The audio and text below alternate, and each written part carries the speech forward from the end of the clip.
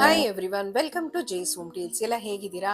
ಇವತ್ತು ನಾನು ರುಚಿಯಾದ ಹೈ ಫೈಬರ್ ಹಾಗೂ ಹೈ ಪ್ರೋಟೀನ್ ಇರುವ ಬ್ರೋಕನ್ ವೀಟ್ ರವಾ ಉಪ್ಮಾ ಅಂದ್ರೆ ಗೋಧಿ ರವೆ ಉಪ್ಪಿಟ್ಟನ್ನ ತೋರಿಸ್ಕೊಡ್ತೀನಿ. ಇದು ತರಕಾರಿ ಎಲ್ಲ ಹಾಕಿ ರುಚಿಯಾಗಿ ಹೇಗೆ ಮಾಡೋದು ಅಂತ ತೋರಿಸ್ಕೊಡ್ತೀನಿ. ಇದು ಡಯಾಬಿಟಿಕ್ ಫ್ರೆಂಡ್ಲಿ ರೆಸಿಪಿ ಅಂತಾನೆ ಹೇಳ್ಬೋದು. ಇದು ನೀರಿನ ಪ್ರಮಾಣ ಒಂದು ಸರಿ ಇದ್ರೆ ಉಪ್ಪಿಟ್ಟು ಬಹಳ ಚೆನ್ನಾಗಿ ಬರುತ್ತೆ. ಹಾಗಾದ್ರೆ ಹೇಗೆ ಮಾಡೋದು ಅಂತ ನೋಡೋಣ. ಇಲ್ಲಿ ನಾನು 1 ಬೌಲ್ ಅಂದ್ರೆ ಸುಮಾರು 1/4 kg ಅಷ್ಟು ಗೋಧಿ ರವೆನ ತಗೊಂಡಿದ್ದೀನಿ. 1 ಈರುಳ್ಳಿ, 1 ಟೊಮ್ಯಾಟೊ, 1 ಮೀಡಿಯಂ ಸೈಜ್ ಕ್ಯಾರೆಟ್ನ ತುರಿದಿಟ್ಕೊಂಡಿದ್ದೀನಿ. ಸ್ಪ್ರಿಂಗ್ ಆನಿಯನ್ ಅಂತ ಏನು ಹೇಳ್ತೀವಿ ಅದೊಂದು 1/4 ಕಪ್, ಅರ್ಧ ಕಪ್ ಅಷ್ಟು ಹಸಿ ಬಟಾಣಿ, ಖಾರಕ್ಕೆ 7 ರಿಂದ 8 ಹಸಿ ಮೆಣಸಿನ್ಕಾಯಿ, ಶುಂಠಿ ಬೆಳ್ಳುಳ್ಳಿ ನಾನು ಫೈನ್ ಪೇಸ್ಟ್ ಮಾಡ್ಕೊಂಡಿಲ್ಲ, ರಫ್ ಆಗಿ ಪೇಸ್ಟ್ ಮಾಡ್ಕೊಂಡಿದ್ದೀನಿ. ಅರಿಶಿನ ಸುಮಾರು 1 tea spoon, garam masala 1 table spoon, ಹಿಂಗು, ರುಚಿಗೆ ತಕ್ಕಷ್ಟು ಉಪ್ಪು, ಸಾಸಿವೆ, ಒಗ್ಗರಣೆಗೆ ಕಡಲೆಬೇಳೆ ಉದ್ದಿನಬೇಳೆ, 1/4 ಕಪ್ ಅಷ್ಟು ಹಸಿ ಕಾಯಿ ತುರಿ, 1/4 ಕಪ್ ಅಷ್ಟು ತುಪ್ಪ, ಸಣ್ಣದಾಗಿ ಹೆಚ್ಚಿಟ್ಕೊಂಡಿರುವ ಕರಿಬೇವು, ಕೊತ್ತಂಬರಿ ಸೊಪ್ಪು, ಅರ್ಧ ಹೋಳು ನಿಂಬೆಹಣ್ಣು. ಮೊದಲಿಗೆ ಒಂದು ದಪ್ಪ ತಳ ಇರುವಂತ ಬಾಣಲಿಗೆ ಗೋಧಿ ರವೆನ ಹಾಕೊಂಡು ಡ್ರೈ ರೋಸ್ಟ್ ಮಾಡ್ಕೊಳ್ತೀನಿ. ಎಣ್ಣೆ ಹಾಕೊಂಡು ಹುರ್ಕೋಬಹುದು. ನಾನು ಹೆಲ್ತ್ ಪಾಯಿಂಟ್ ಇಂದ ಎಣ್ಣೆ ಹಾಕದೆ ಹಾಗೆ ಡ್ರೈ ರೋಸ್ಟ್ ಮಾಡ್ಕೊಳ್ತಾ ಇದ್ದೀನಿ.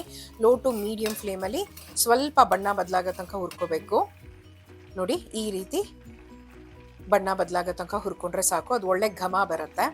ಅದನ್ನ ಒಂದು ಬೌಲ್ಗೆ ಟ್ರಾನ್ಸ್ಫರ್ ಮಾಡಿಕೊಂಡು ಅದೇ ಬಾಣಲಿಗೆ ನಾನು ಇಲ್ಲಿ ಕೋಲ್ಡ್ ಪ್ರೆಸ್ಡ್ ಗ್ರೌಂಡ್ನಟ್ ಆಯಿಲನ್ನು ಬಳಸ್ತಾ ಇದ್ದೀನಿ. ಇದು ಆರೋಗ್ಯಕ್ಕೆ ಒಳ್ಳೆಯದು ಅನ್ನೋ ದೃಷ್ಟಿಯಲ್ಲಿ. ಒಗ್ಗರಣೆಗೆ ಸ್ವಲ್ಪ ಸಾಸಿವೆ, ಹಿಂಗು ಹಾಗೂ 1 ಟೇಬಲ್ ಸ್ಪೂನ್ ಅಷ್ಟು ಕಡಲೆಬೇಳೆ ಹಾಗೂ 1 ಟೇಬಲ್ ಸ್ಪೂನ್ ಅಷ್ಟು ಉದ್ದಿನ ಬೇಳೆನ ಹಾಕೊಳ್ತಾ ಇದ್ದೀನಿ. ಸ್ವಲ್ಪ ಬಣ್ಣ ಬದಲಾಗೋ ತನಕ ಬಾಡಿಸ್ಕೊಂಡು ಈರುಳ್ಳಿನ ಹಾಕೊಂಡು ಲೈಟ್ ಬ್ರೌನ್ ಆಗೋ ತನಕ ಹುರ್ಕೊಳ್ಬೇಕಾಗತ್ತೆ. ಖಾರಕ್ಕೆ ನಾನಿಲ್ಲಿ ಹಸಿಮೆಣಸಿನ್ಕಾಯಿನ ಹಾಕೊಳ್ತಾ ಇದ್ದೀನಿ. ಬೇಕು ಅಂದರೆ ಒಣಮೆಣಸಿನ್ಕಾಯಿ ಕೂಡ ಹಾಕೊಳ್ಬೋದು. ಕರಿಬೇವನ್ನ ನಾನು ಸಣ್ಣದಾಗಿ ಹೆಚ್ಚಿ ಸೇರಿಸ್ಕೊಳ್ತೀನಿ. ಯಾಕಂದರೆ ನಾವು ತಿನ್ನುವಾಗ ಹಾಗೆ ಹಾಕಿದ್ರೆ ಹಾಗೆ ಎಲ್ಲ ಬಿಸಾಡ್ಬಿಡ್ತಾರೆ. ಈ ರೀತಿ ಸಣ್ಣದಾಗಿ ಹೆಚ್ಚಿ ಹಾಕಿದಾಗ ಉಪ್ಪಿಟ್ಟು ಜೊತೆ ತಿಂದಾಗ ಗೊತ್ತಾಗೋದಿಲ್ಲ. ಆರೋಗ್ಯಕ್ಕೆ ಕರಿಬೇವು ಒಳ್ಳೆಯದು. ಹಾಗಾಗಿ ಮತ್ತು ಇಲ್ಲಿ ನಾನು ಜಜ್ಜಿಟ್ಕೊಂಡಿರುವ ಶುಂಠಿ ಹಾಗೂ ಬೆಳ್ಳುಳ್ಳಿನ ಹಾಕ್ಕೊಳ್ತಾ ಇದ್ದೀನಿ. ಪೇಸ್ಟ್ ಮಾಡ್ಕೋಬಾರ್ದು. ಈ ಥರ ಕೋರ್ಸ್ ಪೇಸ್ಟ್ ಮಾಡ್ಕೊಂಡು ಹಾಕ್ಕೊಂಡ್ರೆ ರುಚಿ ಚೆನ್ನಾಗಿರುತ್ತೆ.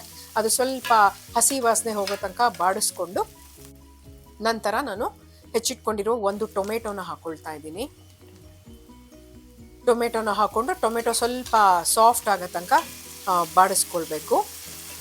ನಂತರ ಅರ್ಧ ಕಪ್ ಅಷ್ಟು ಹಸಿ ಬಟಾಣಿನ ಹಾಕ್ಕೊಳ್ತಾ ಇದ್ದೀನಿ. ಫ್ರೋಝನ್ ಪೀಸ್ ಇದ್ದರೆ ಅದನ್ನು ಹಾಕ್ಕೊಳ್ಬೋದು, ತೊಂದರೆ ಇಲ್ಲ. ನಾನು 1 ಮೀಡಿಯಮ್ ಸೈಜ್ ಕ್ಯಾರೆಟನ್ನು ತುರ್ಕೊಂಡು ಸೇರಿಸ್ಕೊಳ್ತಾ ಇದ್ದೀನಿ. ತರಕಾರಿ ಯಾವ ಬೇಕಂದ್ರೂ ಹಾಕ್ಕೋಬೋದು. ಬದನೆಕಾಯಿ, ಆಲೂಗಡ್ಡೆ, ಬೀನ್ಸು ಏನು ಬೇಕಂದ್ರೂ ಹಾಕ್ಕೊಳ್ಬೋದು. ಕ್ಯಾಪ್ಸಿಕಮ್ ಕೂಡ ಹಾಕ್ಕೊಂಡ್ರೂ ರುಚಿ ಚೆನ್ನಾಗಿರುತ್ತೆ. 1 ಟೀ ಸ್ಪೂನ್ ಅಷ್ಟು ಅರಿಶಿನ ಹಾಗೂ 1 ಟೇಬಲ್ ಸ್ಪೂನ್ ಅಷ್ಟು ಮನೇಲಿ ಮಾಡಿರುವಂಥ ಗರಂ ಮಸಾಲ. ಇದನ್ನು ನಾನು ಮುಂಬರುವ ವಿಡಿಯೋಗಳಲ್ಲಿ ಅಪ್ಲೋಡ್ ಮಾಡ್ತೀನಿ. ಈ ಗರಂ ಮಸಾಲ ಮಾಡಿಕೊಂಡ್ರೆ 2 ವರ್ಷ ಆದರೂ ಆ ಫ್ಲೇವರ್ ಹಾಗೇ ಇರುತ್ತೆ. ನಾವು ಬಿರಿಯಾನಿ ಇರ್ಬೋದು, ಪಲ್ಯಕ್ಕಿರ್ಬೋದು, ಉಪ್ಪಿಟ್ಟಿಗಿರ್ಬೋದು, ಎಲ್ಲದಕ್ಕೂ ಬಳಸ್ಬೋದು. ಇದು ಯೂನಿವರ್ಸಲ್ ಗರಂ ಮಸಾಲ ಪೌಡರ್ ಅಂತಲೇ ಹೇಳ್ಬೋದು. 2 ನಿಮಿಷ ಮುಚ್ಚಳ ಮುಚ್ಚಿ ಬೇಯಿಸ್ಕೋಬೇಕಾಗತ್ತೆ. ಕ್ಯಾರೆಟು ಬಟಾಣಿ ಎಲ್ಲ ಸ್ವಲ್ಪ ಸಾಫ್ಟ್ ಆದಮೇಲೆ ನಾವು ಈಗ ನೀರನ್ನು ಸೇರಿಸ್ಕೊಳ್ಬೇಕು. ನಾನು ಯಾವ ಬೌಲಲ್ಲಿ ರವೆ ತೊಗೊಂಡಿದ್ನೋ ಅದರಲ್ಲಿ 3ರಷ್ಟು ನೀರನ್ನು ಹಾಕ್ಕೊಳ್ತಾ ಇದ್ದೀನಿ. ನಾನು ತೋರಿಸಿರುವ ಕನ್ಸಿಸ್ಟೆನ್ಸಿ ಬೇಕು ಅಂತಂದರೆ 1:3 ರೇಷಿಯೋಲಿ ಕರೆಕ್ಟಾಗಿರುತ್ತೆ ಉಪ್ಪಿಟ್ಟು. ಇಲ್ಲ ಸ್ವಲ್ಪ ತೆಳ್ಳಗೆ ಬೇಕು ಅಂತಂದರೆ 1 ಕಪ್ ರವೆಗೆ 3.5 ಕಪ್ ಅಷ್ಟು ನೀರನ್ನು ಹಾಕ್ಕೊಳ್ಬೋದು. ಸ್ವಲ್ಪ ಉದುರಾಗಿ ಬಿಡಿ ಬಿಡಿಯಾಗಿ ಬೇಕು ಅಂತಂದರೆ 1 ಕಪ್ಗೆ 2.5 ಕಪ್ ಅಷ್ಟು ನೀರು ಹಾಕ್ಕೊಂಡ್ರೆ ಸರಿ ಇರುತ್ತೆ. ರುಚಿಗೆ ತಕ್ಕಷ್ಟು ಉಪ್ಪನ್ನ ಹಾಕ್ಕೊಂಡು ನೀರನ್ನು ಕುದಿಲಿಕ್ಕೆ ಬಿಡಬೇಕು. ನೀರೆಲ್ಲ ಚೆನ್ನಾಗಿ ಕುದ್ದ ಮೇಲೆ ನಾವು ಹುರಿದಿಟ್ಕೊಂಡಿರುವಂಥ ರವೆನ ನಿಧಾನಕ್ಕೆ ಗಂಟಾಗದೇ ಇರಂಗೆ ತಿರುಗಿಸ್ಕೊಡ್ತಾ ಸೇರಿಸ್ಕೊಳ್ಬೇಕು. ಇನ್ನು ಬ್ರೋಕನ್ ವೀಟ್ ರವಾ ಅಂದರೆ ಗೋಧಿ ರವೆ ಬಗ್ಗೆ ಹೇಳಬೇಕು ಅಂತಂದರೆ ಇದರಲ್ಲಿ ಪ್ರೋಟೀನ್ಸ್ ಇರುತ್ತೆ, ಮೆಗ್ನೀಷಿಯಮ್ ಇರುತ್ತೆ, ಫೈಬರ್ ಇರುತ್ತೆ, ಬೇಗ ಹಶ್ವಾಗಲ್ಲ. ಮಾಮೂಲಿ ರವೆಗಿಂತ ಗೋಧಿ ರವೆಯಲ್ಲಿ ಗ್ಲೈಸೆಮಿಕ್ ಇಂಡೆಕ್ಸ್ ಕಮ್ಮಿ ಇರೋದ್ರಿಂದ ಡಯಾಬಿಟಿಕ್ ಪೇಷಂಟ್ಸ್ಗೂ ಇದು ಒಳ್ಳೆಯದು. ಹೆಚ್ಚಿಟ್ಕೊಂಡಿರುವ ಕೊತ್ತಂಬರಿ ಸೊಪ್ಪು ಹಾಗೂ ಅರ್ಧ ಹೋಳು ನಿಂಬೆ ರಸನ ಹಾಕ್ಕೊಳ್ತಾ ಇದ್ದೀನಿ. ಹಾಗೆ 1/4 ಕಪ್ ಅಷ್ಟು ಹಸಿ ಕಾಯಿ ತುರಿ, ಇದು ಒಳ್ಳೆ ಟೇಸ್ಟ್ ಕೊಡುತ್ತೆ. ತುಪ್ಪನ ಸೇರಿಸ್ಕೊಳ್ತಾ ಇದ್ದೀನಿ. ನಾನು ತುಪ್ಪ ಒಗ್ಗರಣೆಗೆ ಹಾಕೊಂಡಿಲ್ಲ, ಯಾವಾಗಲೂ ಕಡೇಲಿ ಹಾಕೊಳ್ತೀನಿ ಮತ್ತು ಸರ್ವ್ ಮಾಡೋವಾಗಲೂ ತುಪ್ಪನ ಹಾಕಿ ಸರ್ವ್ ಮಾಡ್ತೀನಿ, ರುಚಿ ಚೆನ್ನಾಗಿರುತ್ತೆ. ಹಾಗಾಗಿ ಮತ್ತೆ ಕಡೆಯಲ್ಲಿ ತುಪ್ಪನ ಹಾಕೊಂಡು ತಿರುಗಿಸ್ಕೊಟ್ರೆ ಘಮ ಘಮ ಅಂತಿರುವ ರುಚಿ ರುಚಿಯಾದ ಆರೋಗ್ಯಕರವಾದ ಗೋಧಿ ರವೆ ಉಪ್ಪಿಟ್ಟು ರೆಡಿ. ಮಾಮೂಲಿ ಉಪ್ಪಿಟ್ಟು ರವೆ ಮಾಡೋದಕ್ಕಿಂತ ಈ ರೀತಿ ಗೋಧಿ ರವೆಯಲ್ಲಿ ಮಾಡಿ ನೋಡಿ, ಬಹಳ ರುಚಿಯಾಗಿರುತ್ತೆ, ಆರೋಗ್ಯಕ್ಕೂ ಒಳ್ಳೆಯದು. ಹೋಪ್ ಈ ವಿಡಿಯೋ ನಿಮಗೆಲ್ಲ ಇಷ್ಟ ಆಗಿದ್ರೆ ದಯವಿಟ್ಟು ಒಂದು ಲೈಕ್ ಹಾಗೂ ಕಮೆಂಟ್ ಮಾಡೋದನ್ನು ಮರಿಬೇಡಿ. ಯಾರೆಲ್ಲ ನನ್ನ ಚಾನಲ್ನ ಸಬ್ಸ್ಕ್ರೈಬ್ ಮಾಡ್ಕೊಂಡಿಲ್ವೋ ಸಬ್ಸ್ಕ್ರೈಬ್ ಮಾಡಿಕೊಂಡು ಪಕ್ಕದಲ್ಲಿರೋ ಬೆಲ್ ಐಕನ್ನ ಕ್ಲಿಕ್ ಮಾಡೋದು ಮರಿಬೇಡಿ.